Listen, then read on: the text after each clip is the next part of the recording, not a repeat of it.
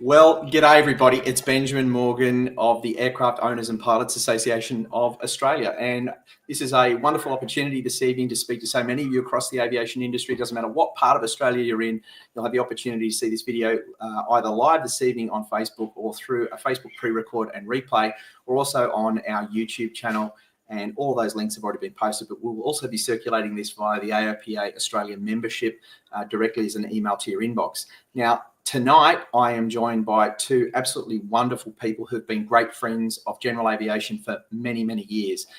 And one of them absolutely needs no introduction to the Australian aviation industry, and the other, of course, super well known for the work that they've done in the Australian Senate, fighting for the rights of general aviation users and participants. And that is none other than Jackie Lambie of the Jackie Lambie Network, and Rex Patrick, who we knew as former Senator for South Australia and, of course, now vying for a Senate seat in the current federal election. Now, we are so fortunate to have them join us because the time that these people have got available is so short. And so I'd like to bring Jackie straight into the conversation. Jackie, thank you so much for joining us. Oh, thank you. Thank you for having me on.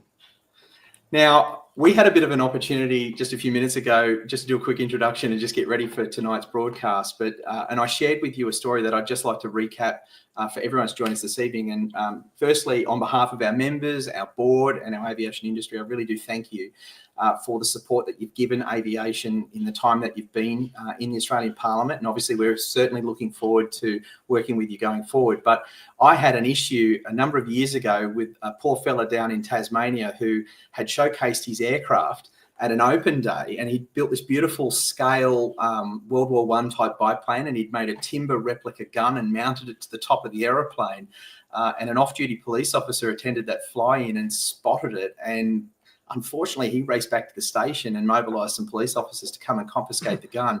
And that individual was facing serious category gun charges. And I couldn't believe it when I got the phone call to say that this poor old bugger in his 70s was basically being argued by the police as being a serious gun crime. But I was able to pick up the phone to yourself and your office, and immediately you jumped into action. You got me a meeting with the Tasmanian Police Commissioner's Office, which then referred the issue straight back to the local police station, and within a matter of hours we were able to defuse that entire situation, and were able to see to it that that pilot was free of facing serious complications in the courts.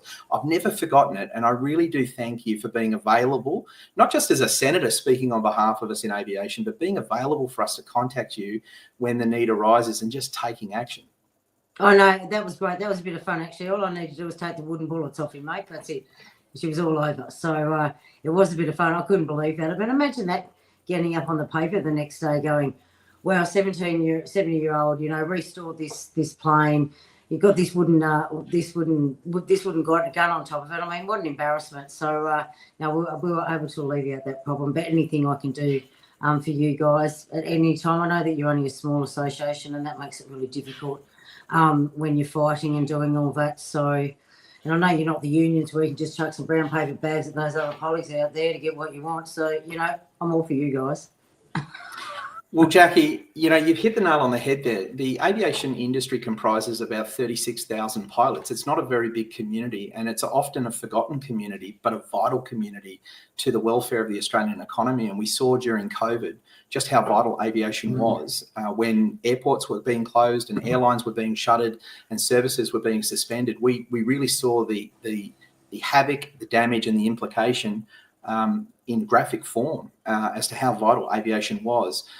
We've seen the work that you've done with veterans and that passionate representation that you've provided. I mean, you certainly must have your own reflections and understandings of how difficult at times it can be to face off against the, what we call the faceless bureaucracy, the big government. Yeah. Maybe you'd like to share some of those experiences.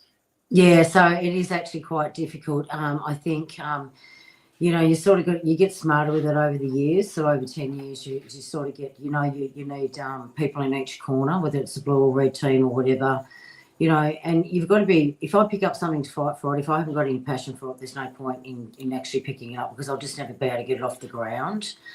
So my fight usually comes to people like you guys that don't have, you don't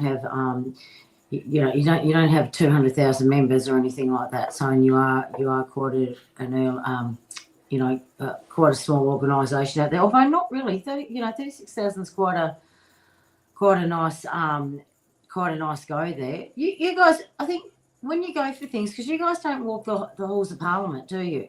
You sort of just make calls. Are you starting doing that we now? try to engage. We try to engage Jackie on key issues, and at times you'd be aware. We've contacted your office. I've come down to Canberra. I've been able to sit with you and talk through it. Speed dial, so it's a bit different. You can just come straight to me. That's not a problem. But you need to make sure that you're up there, especially if you get a changeover this time. You want to reach out and congratulate them and meet them straight up. Get that straight out of the way. Just say when you're possible to meet them and make sure they understand your industry, because it is only that small pocket of industry where people sort of don't probably understand enough. They're used to flying jetliners and whatever else. And, so for you guys, you're a little bit over here, just sort of keep to yourselves and you're quiet and get on with it, So I have a bit of a personal connection with Tasmania in that my family lived down in Tasmania for nearly 10 years. My father was involved with the local council at Latrobe, and I went to school down there. And so I saw firsthand how beautiful Tasmania is, but also a great deal of the challenges that the Tasmanian people face not having an economy the size of the other states. Aviation is obviously a very important segment of the overall national economy, and aviation jobs, whether in the form of the technical skills and trades that aviation represents, are really vital and valuable. Obviously, we'd love to see aviation be a stronger player in the state of Tasmania, and I'd certainly like to extend to you and obviously to Rex in a moment as we introduce him, an invitation to work closely with you as the next term of government gets rolling. I think there's a real opportunity for us to bring aviation industry leaders to the table and to work out ways in which we can help stimulate growth in aviation in Tasmania and open up opportunities. Oh, I'll be definitely taking you boys out for a wine over that one. I have no problem there. And what school did you go to, by the way? I was at Latrobe Primary. Oh, you're out there with the naughty boys. By the way, that's where the noisy kids go. They all go to Latrobe, right? That's why I asked him. And then I started high school at Latrobe High School in Year 7. So I have very fond memories of Latrobe. No, it's cleaned up since those days. But once upon a time, all the kids that got rejected out of every other school, they just went to Latrobe. Go right in the face. Look, it certainly was a little rough. But Tassie's, I just had that really close affinity with it. I took my first flight in a light aircraft in Tassie years ago. I got to go down and interact with the Devonport Aero Club and Rob Sharman, who is still there to this very day, providing instructor services. Well, I hope he's still there to this day because he was a number of years ago. It's just such a wonderful place. And Jackie, we really want to see Tasmania be, as I was saying to Rex earlier, Tasmania and South Australia have I guess the opportunity to become aviation power states. We'd love to work with you, and certainly we thank you for the opportunity. I can remember many years ago about them talking a pilot school down here because of the winds and that. It'll be good teaching for them, and just the flight conditions and that down here. But it actually never got off the ground, unfortunately. Literally talking planes.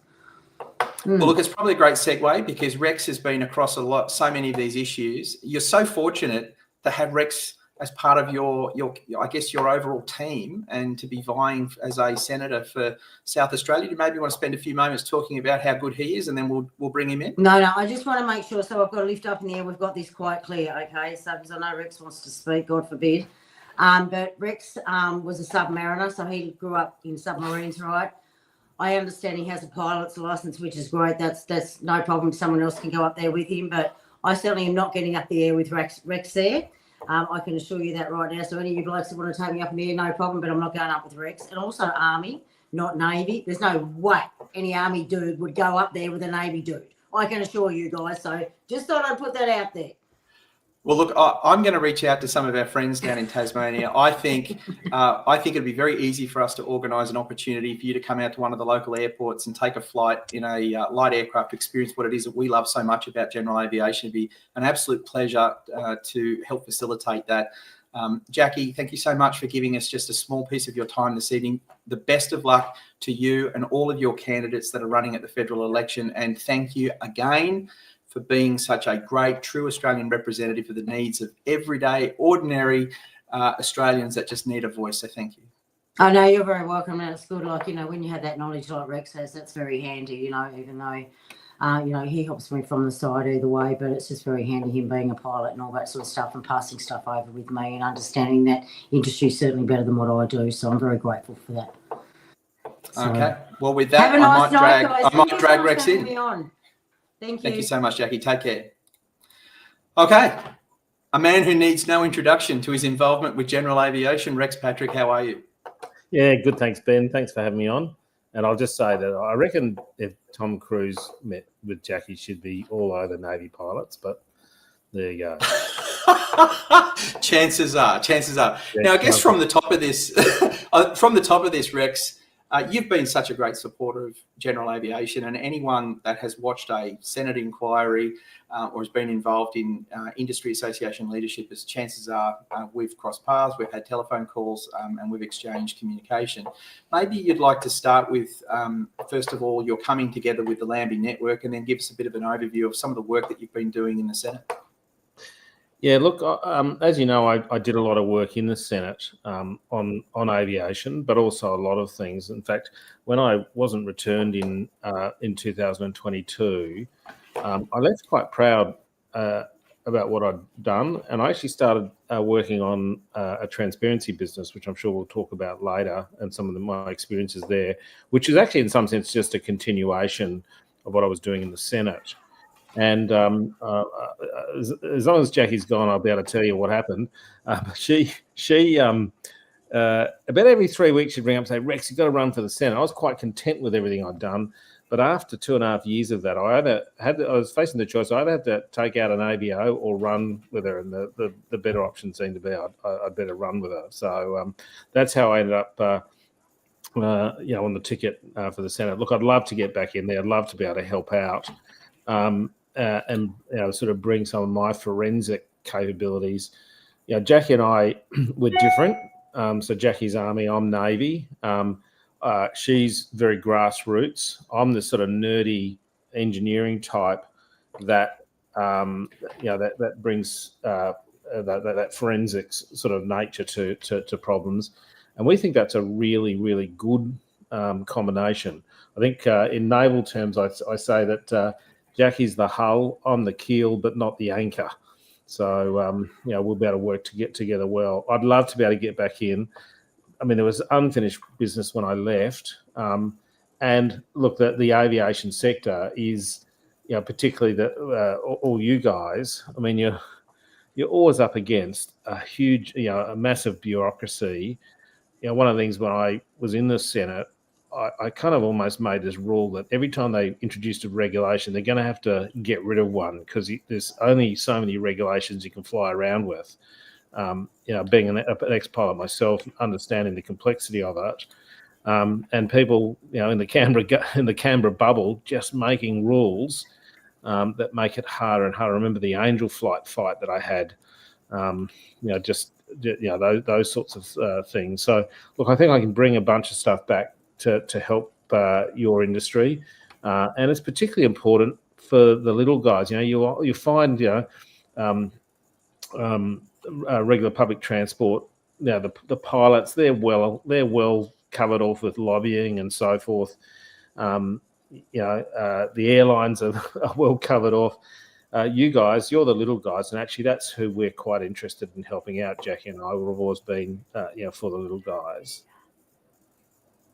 Yeah, look, Rex, I mean, probably an area that we could really focus on to begin the conversation is the work that you've done through the Senate inquiry processes. You've covered a very wide array of aviation topics, everything from accident investigations, recapping the work that the ATSB have done and their report findings and processes, through to, as you say, the Angel flight, 0919 legislative reviews that took place. You've spoken to the private pilot medical reform agendas that took CASA nearly 11 years to take action on, and I'm sure we'd all agree 11 years for any reform agenda is just too long. You've also been involved in covering off a multitude of discussion and seeking some accountability with respect to the performance of airports post-privatisation and the impact that's had on general aviation. You've been an absolutely outspoken champion when it comes to regional services for the state of South Australia, and you really in many cases, you really led some of that debate around the costs of regional airfares and the impacts that's having, cost of security screening, and the burden that's placing on regional airports. I guess maybe what I'd be really interested in, I'm sure some of the viewers would be interested in, is your reflections on dealing with the government, dealing with the Department of Infrastructure, dealing with the Civil Aviation Safety Authority and Home Affairs and these other areas in trying to get not only transparency, get access to information, but also get accountability from these departments. Yeah, look, I always remember someone was telling me when I used to work in the defence industry that government's like a big concrete ball rolling down a hill. If you stand in front of it, you're going to get squashed. You just got to push on the side of it for long enough to get a slight change in course. And look, as a senator, you're actually able to perhaps put a little bit more effort in as you push on the side of the concrete ball. Governments can be, a force in their own right, in their own advancement. Sometimes they forget. In fact, I'd say most of the time, they seem to forget that they actually work for us, and it's us that pays their bills.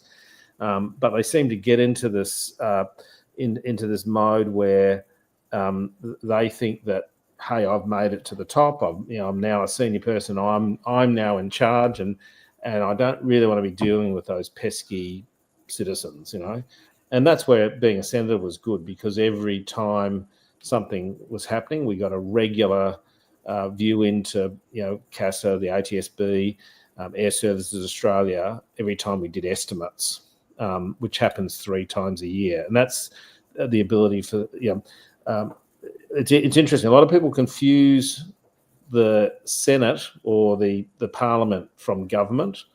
There is a distinction. The government is basically all of those departments and those statutory authorities, and they're people that are employed to carry out particular functions. So they're it's the executive government, about the operation of government, whereas the Parliament is filled with elected members, and they have 2 major functions. One of them is the passing of legislation, or the reviewing and rejection and passing of legislation. That's one of the functions, so laws. And the second function is oversight of the executive, making sure that the executive are behaving of the people that they, realizing that actually they can't easily be sacked by the public, whereas senators and members can. We gain our power because we are elected directly by the people. That's who we work for, and therefore we're able to, with authority from the Constitution, ask a whole bunch of questions. In terms of aviation laws, we also have the ability. A lot of laws are made by the Parliament. Some of them are then what is called delegated legislation, and that's regulations that are made by agencies like CASA. But of course, the Parliament always reserves the right to be able to veto any of those laws. So if they do something, we can actually step in and say we're going to disallow a regulation. So that's our lawmaking function. And then the oversight function you see often happening at estimates, or alternatively with things like an inquiry. So there's some of the powers that we exercise over the executive body. It's very difficult at times, especially from an industry perspective. We are at the coalface of where the rubber meets the runway. That is where regulations are put into action, and we have to be able to work with those regulations, and we have to be able to run profitable businesses in order to invest into aviation, grow aviation, et cetera, et cetera. A common theme that we hear right across general aviation is, in fact, how ineffective the Civil Aviation Safety Authority has become at doing its job as a technical regulator. And I've certainly seen in the decade that I've been with AOPA Australia, a regulator that has made many, many mistakes, and in many cases has been unable to reverse track and to make corrections in a timely fashion. Obviously, I can imagine a question that would be at the top of everybody's mind is that if you're back into the Senate, what are the things that you're going to be able to do for the aviation industry because you have first-hand knowledge. You know many of these businesses have reached out to you. Many individuals have been in contact with you over the years. Nothing has really changed that much, unfortunately. What are going to be some of the things you're going to be able to do if you come back into the Senate that will be able to provide, I guess, some action towards better outcomes, more efficient regulations, red tape reduction, et cetera, et cetera? Yeah, look, they're things that we can champion in a sort of logically structured manner. You know, my view on all of these things, you know, people come to us and say departments are broken, authorities are broken, and what we have to do is then look at you know, perhaps what is the low-hanging fruit, what's the hard things, and then eat away in a tactically considered manner at some of those functions. So I'm not going to promise that we could solve all problems. That's really hard, but what you can do is work to make things better. And that just means you have a program of different things that you take on, maybe one or two things at a time. That's where it's really important for organisations like yours to be able to properly direct us to where the problems are, which ones are the most important, you know, let's give away a few secrets, Ben. You know, when I used to ask questions at Senate estimates, I had my phone sitting on my desk, and you know, Ben, you were texting me. You know, when a question you'd briefed me beforehand, I went in there, and you know, you would if the conversation at estimates went off in a slightly different pathway, I'd be looking down at my phone for guidance from you guys. And that's the way, you know, it's a funny thing. Senators are, you know, cover a lot of different ground, and we rely on the expertise. I mean, one of the reasons we have inquiries actually is to explore an issue, but also to educate senators properly. Having people like you guys appear before us, tell us what needs to be done. So, look, there's lots of things that need to be done. I know the frustration of some of your members. And what I will say is if re-elected, we will come to you and work through a program of the things that we think are achievable in the short term and perhaps some things that are achievable in the long term. And you know, work on strategies to get some changes. Rex, one of the most powerful things I think in advocacy, and I certainly came into this world as the accidental advocate. I used to give talks as I went around the country saying, I am the accidental advocate. I never imagined I'd be doing this work. It was not what I set out to do in my professional working career, but it's something that I found myself in and I've actually thoroughly loved and enjoyed. But one of the most powerful things that I have learned is that nothing beats getting everyone around the table so that you can discuss the issue. And I think one of the failings, if I can be critical of myself for a moment, is that AOPA really needs to build a greater coalition of senators and MPs that understand what the aviation industry is and comprises of and the challenges, and for them to understand how they too can play a role. It would be wonderful if you are successful in becoming a senator for South Australia. And I really do hope that happens. I know there's so many others. When it was announced you were coming on tonight, my phone ran mental for the last 3 hours with people calling up saying, ask this, ask this, ask that. One of the things that I think would be great is to be able to work with yourself and Jackie in somehow forming a coalition of sensible senators and MPs that want to learn more about aviation, and to come up with a way that could be formally structured so that these issues are better understood. Because I don't feel in a lot of my interactions with MPs and senators that they really do, they don't really have an understanding of the complexities and the downstream challenges and problems that are created when we don't have an efficient regulator and an affordable regulator that the industry can use as a tool set to create growth and opportunity. There are actually groups that parliamentarians form, typically friends of something, friends of Palestine, friends of Israel, friends of mental health, and there needs to be a friends of general aviation, and the parliamentary friends of general aviation. Maybe that's a first cab off the rank, and that's, you know, we'd have someone like me or Jackie, and someone like Susan McDonald. You know, she's done a lot of work. Senator McDonald, she's done some great work with you guys in the past, where we form up a little friendship group and then invite others along. to get a weight of support. One of the things that I learnt when I was in Parliament, I actually do occasional briefs, and maybe that's something else I can do on the other side of the election.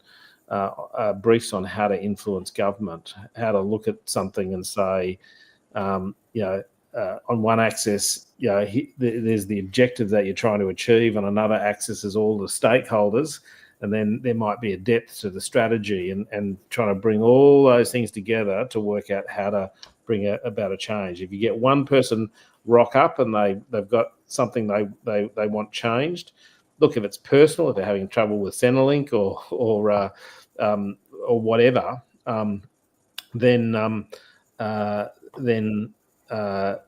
you can take that issue on. But if it's an issue that is systematic or covers a sector, you really do have to have a bit of a plan, know who the stakeholders are, and know where you're trying to get to, and have that strategy in place.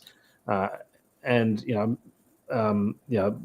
be happy to assist in those in that regard. So having you guys identify the issues, because you're the experts in the space, and working out a strategy to bring people together across multiple MPs' offices, because it is important to get all of them.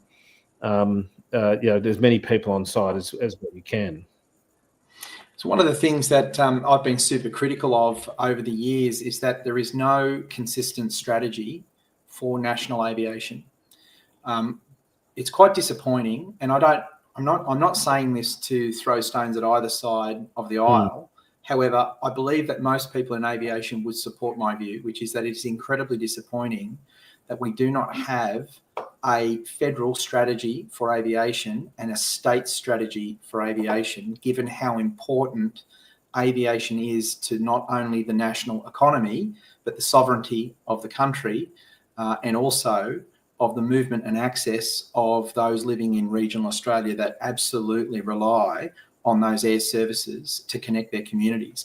I have worked, as you're aware, I've worked on airports issues from small airports through to complex, large general aviation airports. And I'm always really frustrated that in almost every single case, even the local councils themselves and the airport operators say, yes, but there's no state strategy and there's no federal strategy. I believe that could also be a role for you there, and Jackie, Rex, to help drive awareness that we don't actually have an effective national strategy, and that we do need to bring stakeholders to the table. So I would encourage you to think about that particular point as well. Now, before you jump in, you've mentioned something there in that short discussion around the things that you can be doing. I'd like to segue this to talk about the issue of freedom of information, because this is something that you have been so passionate about. And honestly, you should be given a significant Australian title for this work, because it really strikes to the heart of something that we in the aviation industry experience day to day, and that is a lack of transparency, a lack of visibility as to what our regulator does, how it arrives at those conclusions, and why actions are put into play. So if you'd like to talk a little bit about the work that you've done on FOIs. Yeah, look, this is work that started actually before I was a senator, but continued throughout. Crikey at one stage called me the Senate's transparency warrior, which led to me, when I left the Senate, being a transparency warrior. And just to give you an idea of some of the stuff that I've done, one of the things I did was to smash open the National Cabinet vault, where Scott Morrison had declared that the National Cabinet was a cabinet. I took them to court, and a judge found that actually it's not a cabinet, and as a result, they couldn't claim cabinet confidentiality over all the stuff that was going on, throughout COVID. I've recently, I recently fought for well over a year for access to Anthony Albanese's diary. Now you might think, why do I want his diary? I don't care when he goes to the dentist or where he goes on holidays, but I do care who influences him. I do care about who he meets with. I've just recently had a full federal court case where I won against Mark Dreyfus, the Attorney General, to stop ministers from shredding documents when there's a change of government or when there's even a change of minister's office. Turns out the court has very solidly said, and backed by the full court now, says that those documents actually belong to us, not to the minister, and they have no right to shred them, no matter how politically embarrassing or compromising they might be. So, you know, I had a whole range of wins, and I've also had small wins where I take on government departments. And I'm sure you guys have experienced this, where there's a culture of not wanting to give information. So we have this FOI Act, which was passed by the Parliament in 1982, and its entire purpose was to allow us to be involved in greater decision making, so as part of a democracy, and also for us to be involved in scrutiny, criticism, congratulations of government. And that was the purpose of that act. Still, there's great resistance for the release of that sort of information. So I've run a little business over the last couple of years just helping people walk through the minefield, the minefield created by officials who simply don't want to, don't want to reveal information. I was one of the ones today where one of the arguments on a document I did a submission on today was that if we give access to this information, then we're going to be less inclined to give proper advice next time around. And the simple argument to that is a public servant has a statutory obligation to always do their best. No matter whether the information is or isn't going to be disclosed, they must always do their best. It'd almost be like saying, if we were to have a camera or a cockpit voice recorder in the aircraft, suddenly somehow that's going to make the pilots perform worse. It's just bizarre, the concepts. And so I have to overcome those sorts of things all the time. I have to face off on all of the false road blocks that are put up to try and get access to information. I know how hard it is. And look, information is the currency of power in a democracy. You've got to have information to be able to be involved. But even when you get down to some personal level where you're engaging with CASA or the ATSB or something like that, and nothing in the aviation world is secret in the same context as perhaps the operating depth of a Collins class submarine or the top speed of an F-35. All of that information should just be available for people to see, and it makes everyone perform better if they are being watched.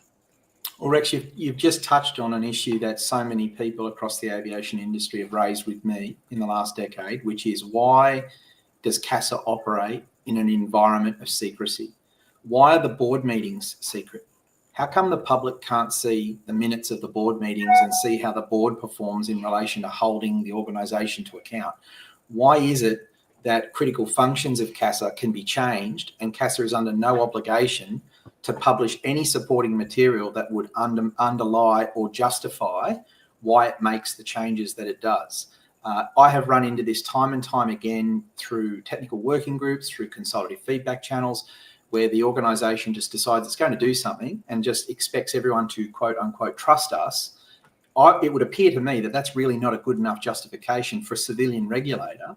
And certainly if you were brought back into the Senate in as a representative for South Australia, we would be encouraging you to champion a greater degree of transparency and accountability with respect to information around the regulator, because ultimately it does have a consequence. And the consequence we've spoken about previously in detail, where if a pilot is accused of something or an organisation is accused in aviation of a wrongdoing, the regulator quite often will withhold critical and key information that may be used by an individual to defend themselves. And they are forced, as the individual who has been accused, to then go through an incredibly long and expensive process with lawyers and barristers, and obviously over to the ART and even beyond, to try and seek access to material that would otherwise may prove that they're innocent, or that CASA have in fact made a wrong determination or taken a wrong action. something needs to be done. In the United States, they have the Pilot Bill of Rights that provides an assurance that if a pilot is accused or an action is taken, they are absolutely 100% to be given every last piece of material in relation to what has gone on with that pilot. Maybe something like that is needed to be assessed in Australia and put into action. Your thoughts? Oh, look, I'll come first to go to the board meetings of CASA. I can think of no reason why those board meetings would not be made public. They should actually just be published as a matter of course. Again, that's something I'd be happy to take up again at Senate estimates. But even if I'm unsuccessful in the Senate, I have FOI'd a number of boards across the Commonwealth seeking access to board meetings. And look, I often, well, maybe I'll correct this, but people often just get, they encounter all of the standard delays, standard tactics like delay, false claims, getting it to the next level where people, they give up before they get access to the document. And in many circumstances, you've just got to persist and take it all the way through. And something like a board meeting, I'd love to. I can't think of what the reason might be not to disclose that. I'd love to be able to take that up and run that fight. And it might take a year or two, but the point is, once you get the first round of board meetings, then there's a precedent that says, CASA, you can't withhold these things. What I would be pressing for in the Senate would be just like, and I'll give you an example. PANZA publishes its, which is the nuclear regulator. It publishes its board meetings as a matter of routine. And that's exactly what you want from a regulator. There should be no secrecy whatsoever in relation to those sorts of. I'd love to take that up. In relation to a pilot being accused of something, I'm actually a bit surprised by what you've just said. It's a fundamental principle of open justice for everything to be laid out, all the cards to be laid out, face up on the table for the parties to see. That is, not just, principles of open justice say that I've got to be able to see what the argument is of the applicant or the prosecutor, and I also need to be able to see the arguments of the respondent or the person that's being charged. And actually, as a general principle, I ought to be able to walk past the courtroom and see all of this, and actually see the judge as well. It's one of the parts of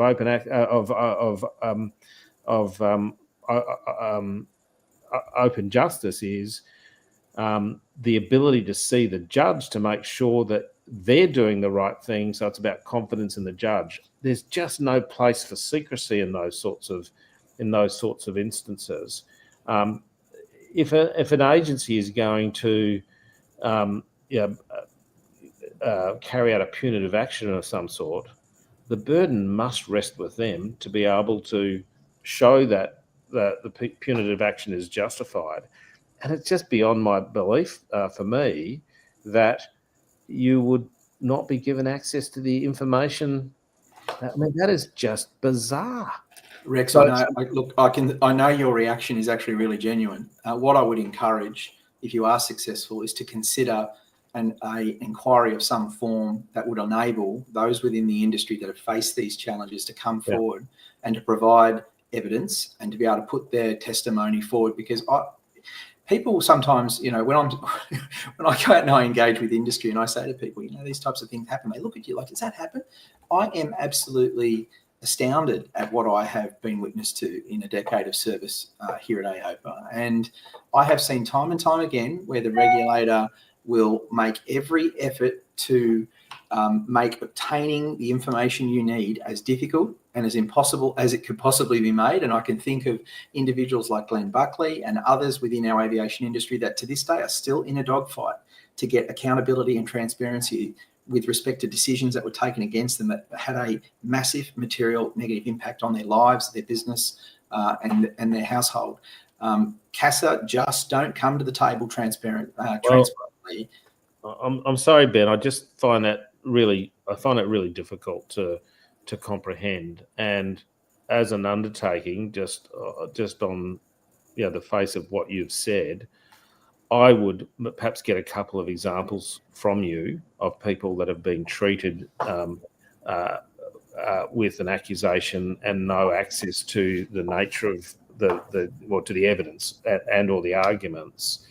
And I would absolutely take that into my first estimate session and just find out what they say the process is, which could then lead to something else. But I find that totally offensive. Well, I'll be more than happy to line up a one-on-one with the AOPA legal director, Sure. and he'll be more than happy to share with you just some outstanding evidence that I'm sure you could do something with. Look, I don't want to labour that particular issue too much, but I know I got asked prior to this interview this evening to kind of raise this on behalf of a few people, and I hope that it's been received well. One of the other issues I want to take you to is obviously just to discuss the issue of the timeline of reform, an issue that has been so close to my heart. One of the reasons I came to AOPA to begin with was that it was obvious we needed to reform certain aspects of aviation regulation to enable people greater access to flying and to open the industry up, and that was private pilot medical reform. You know, we started this process to achieve a reform to aviation medical standards with respect to private aviators. They're private pilots. They're recreational participants of aviation. They're not flying for commercial reward. They're just out there having fun in aviation. They're no different to jet ski drivers and motorcycle riders and anyone else enjoying a form of recreation in the greater community.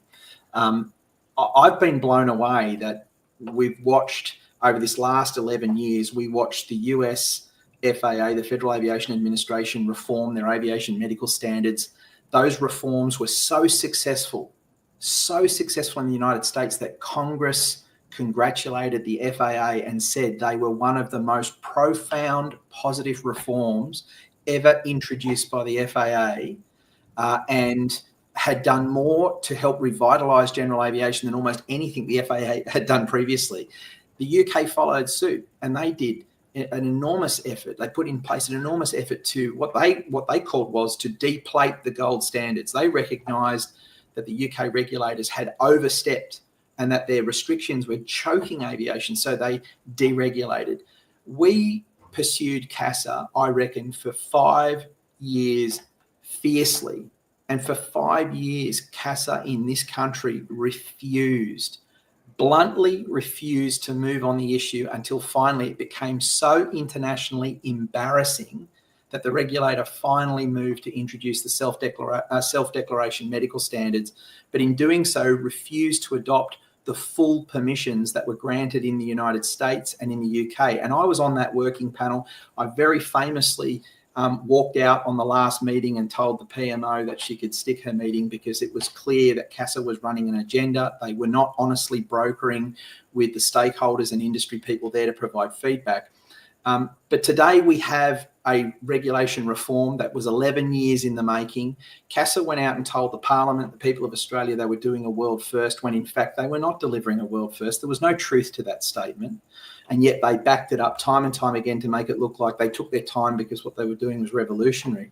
I would love to see that if you're back into the Senate, that we could provide you the package of material around this, not to question the reform, but to question the timeline. Why did it take the National Safety Regulator 11 to 12 years, that is some $2 billion of taxpayer money that vented through CASA's doors, 12 years, no action until the very end? That needs investigating. That needs a lot of questions asking as to why anybody in CASA would believe that was an efficient outcome and efficient use of the taxpayers' money, and to ask CASA directly how it benefited the national aviation industry to make us wait so long to do something that their peers in the US and UK got so right so quickly. Your thoughts? Yeah, look, I think that'd be a great example to show how troubled the system is. You know, I seem to recall from my time in the Senate that there was just so much more regulation associated with Australia than there was in the US, and that was it was choking the entire system. But yeah, if you've got a case study that that shows a lack of performance, I'd be very happy to roll that through. But again, I think my reflection, when I left the Senate last time around, I'd spent 4.5 years in there, and I was most effective in the last year because I'd worked out how the place ran. I worked out how to upset government, what annoyed them, how to motivate people. I got a bill through the Senate, which is very rare, and I'm just thinking about the tactics used to do that, where I was perhaps moving motions at the same time there were protests going on outside the building, organised protests. But the week before we'd done that, we had, in your case, you would have every pilot visiting every MP's office in their area in the lead up to a change. There's ways in which you can, I think, that I'd be able to give you some strategies and work with you to press for more for greater change. The taking on CASA is a big task. I don't think it's impossible, but I think it's going to take a proper strategy, which is something I'd sit down and work with you guys to do. What can you say if it's taken 11 years to get a change? I mean, that's just the only place that I can think of that exceeds that is perhaps the Future Submarine Project, which was announced in 2009. We still don't have something. They spent $4 billion not buying submarines. So maybe this is a bit better than the defence. I'm heading to Wagga next week, and I'll be catching up with Michael McCormack. And I've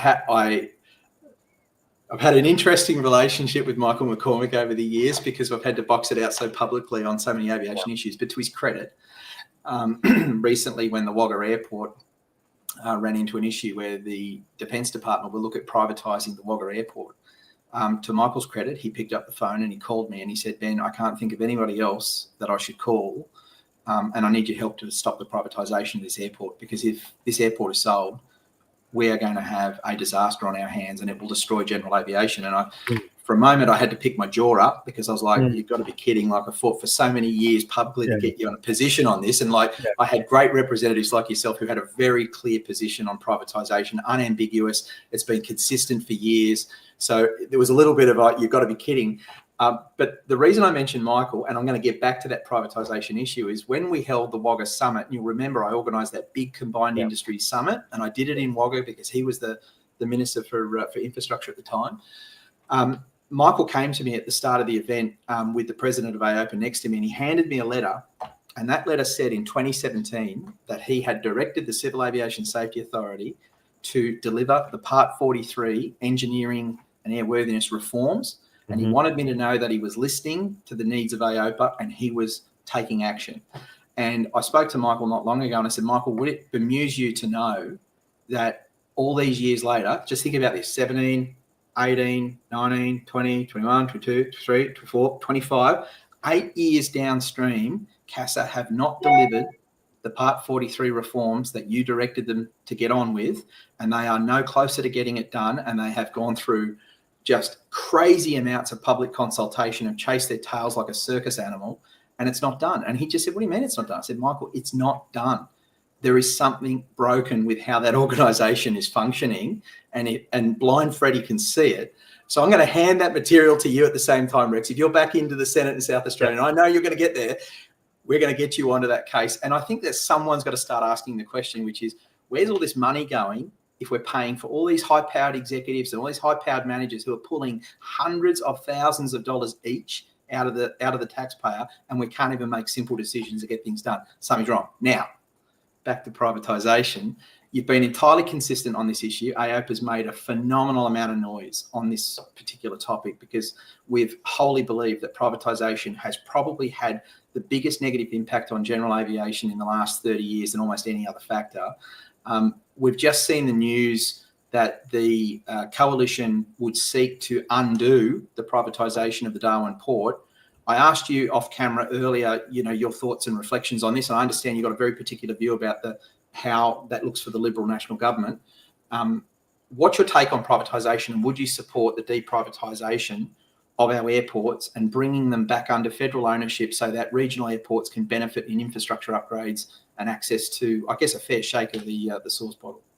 Yeah, look, in almost all circumstances, I think privatisation of public utilities has failed. And it's not hard to think about why that is the case.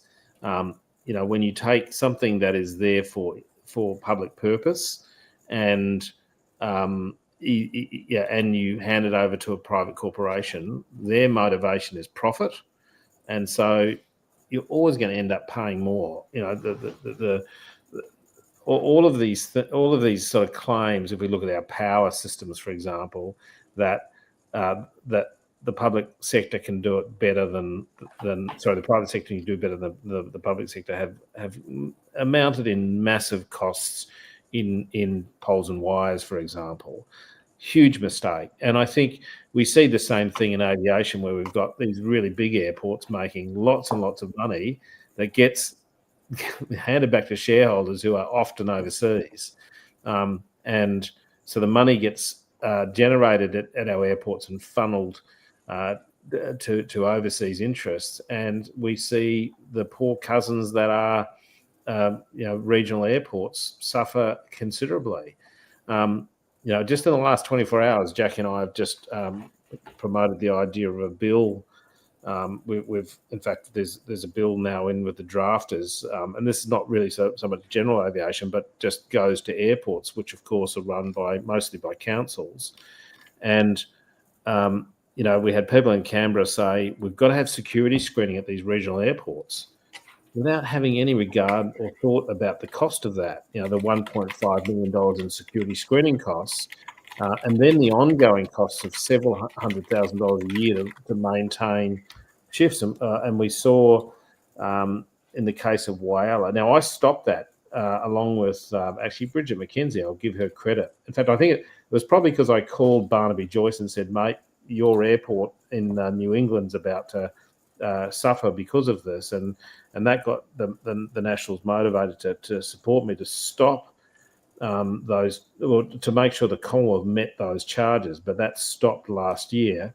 And we saw what happened in Whyalla was that in Whyalla they had Qantas and Rex both flying, and the ticket prices in Whyalla suddenly jumped up $50 a ticket because they are now paying for security screening costs. Now, the cost changes as a function of passenger numbers. So in Port Lincoln, the cost was about $15. I've just been down to Mount Gambier.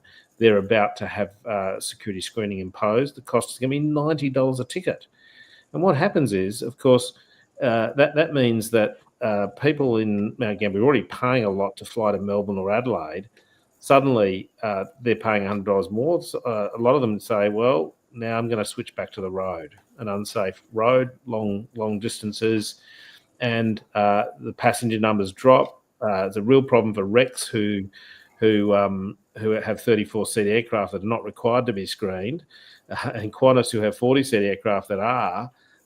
Councils are faced with the choice: do I bear the cost across both of those services?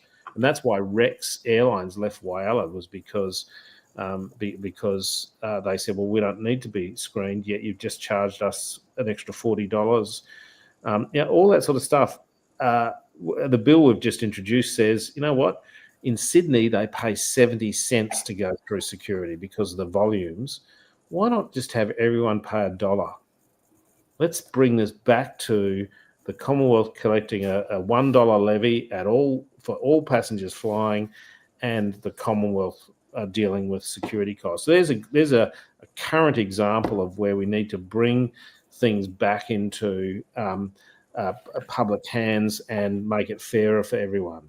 It's an example of where we can say people in Sydney won't mind paying an extra 30 cents to help people in the regions be able to fly without paying $90 extra for their ticket. So we need to be able to shift some of the costs and profits across into the regions, so we can properly invest and have a great general aviation sector.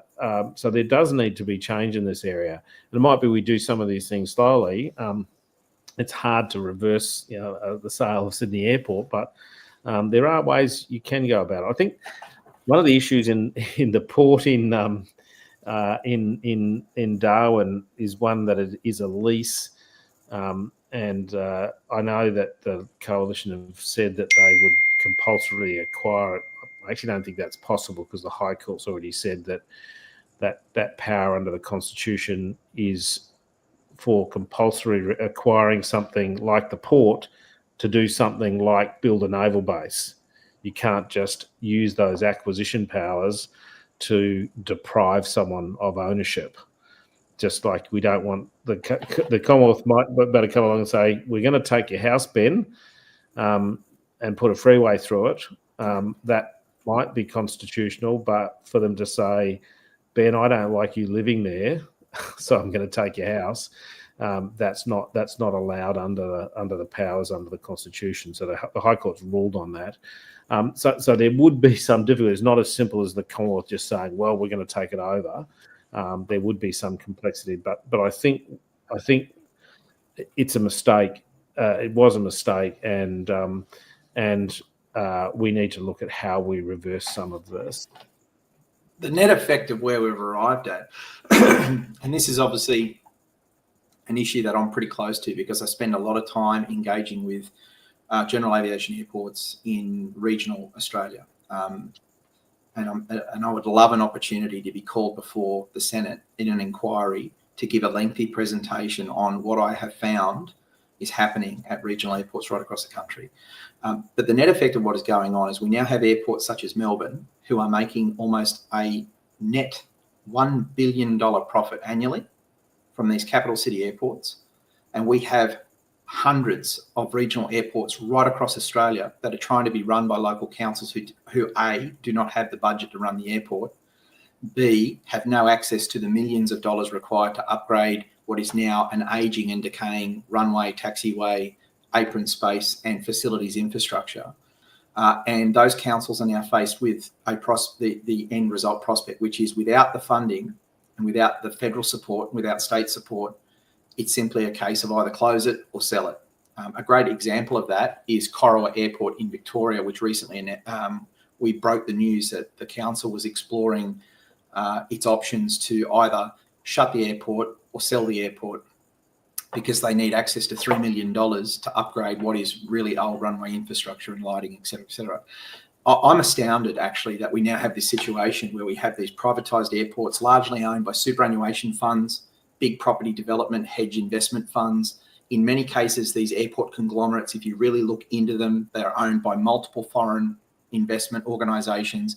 We are talking billions of dollars are being siphoned out of the welfare of aviation, and we are being, the best of our industries being sucked out and the worst of our industries being left behind with absolutely no care for the damage it's doing to regional communities. And if it is left continue, and if I draw your attention to the federal government's regional airports program and the regional airports upgrades program, it is piecemeal money. There's maybe a couple of $100 million being offered annually to support hundreds of airports that require millions of dollars worth of upgrades. We could fund all of the airport infrastructure upgrades we need if we had access to the profits that our capital city airports are generating. But those profits have been directed out of aviation, and now the vestiges of general aviation are being asked to pay record fees and charges to help fund all this. The federal government's being asked, the state's being asked, and of course everyone's putting their hands down saying there's no money. Without funding, our national aviation infrastructure will close. There is no question about it. And worse still, we have airports like Bankstown, Moorabbin and other locations which have just gone hell-bent in ratcheting non-aviation development. And I was so impressed when I had the opportunity to meet Susan Lay at Corowa not long ago, when Susan came straight out and she said to the gathered audience that airport privatisation has done nothing but destroy general aviation. And she said, we only need to look at Moorabbin Airport to see just how bad it has gotten. She said, what they're doing down there is a national disgrace. They are not developing for aviation. They're developing for non-aviation. They're not even ashamed of it anymore. They're being very blatant about it, and it's gotten out of control. So I'm heartened in one respect that I know that you've been on this for years. I know Jackie's been on it as well. I know that Susan McDonald, I know that others within the Liberal Party, but we need a solution. We need to bring a coalition of government together around this issue, and we need to have a substantive and genuine conversation about what are we going to do to fix this, because to ignore it for another 30 years will be the destruction of aviation.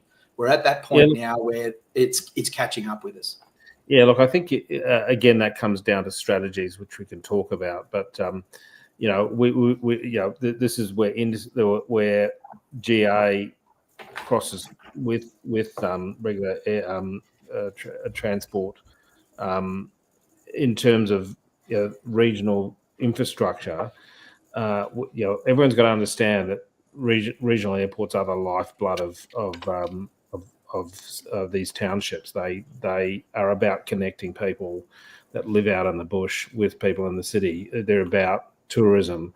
They're about businesses being able to contact. They're about medical support. They're just so important. We can't have that fail. And maybe that's the messages we need to be, as part of the strategy, we need to be making sure every rural MP to start with, and every senator, because senators all represent regions, are aware of that lifeblood, and understanding the importance of it. And this is the bit where you've got to do some background work to lift everyone's knowledge, so that then you can hit them with the play, and move forward with some success.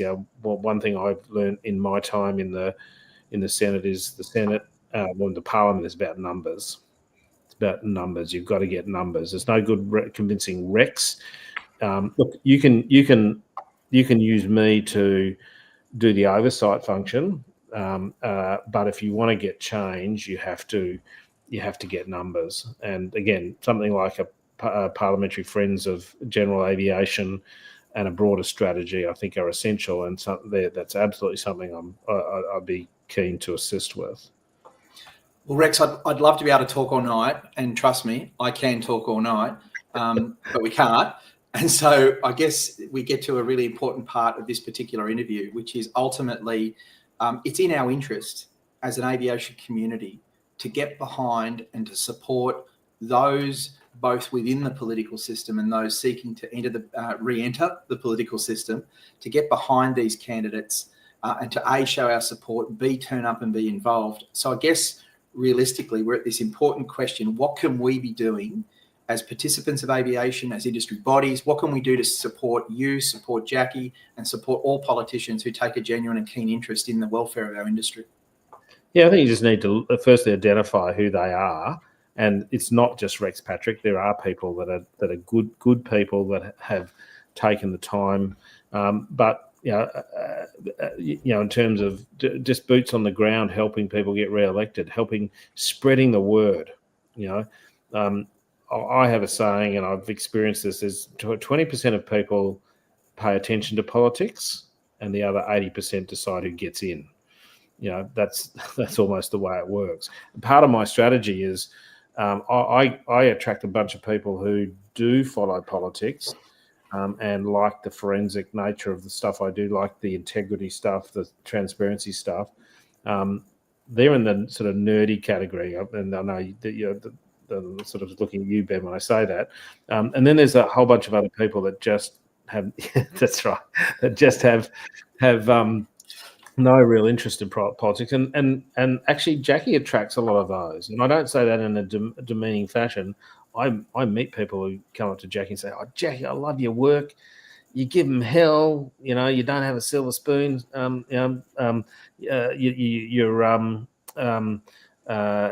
You're always ready for the fight." And they're not interested in politics, but they say, "I can trust that person." So there's a strategy in my campaign to try and get me back in, but having people spread the word that Rex is someone you might want to consider in the Senate in South Australia, and or even going through to handing out how to vote cards. If there's any South Australians that want to put up their hand, they can contact me at rex@lambynetwork.com.au, and we'll find a place for you to stand out and just hand out a card that says here's how you vote for Rex Patrick. And I'm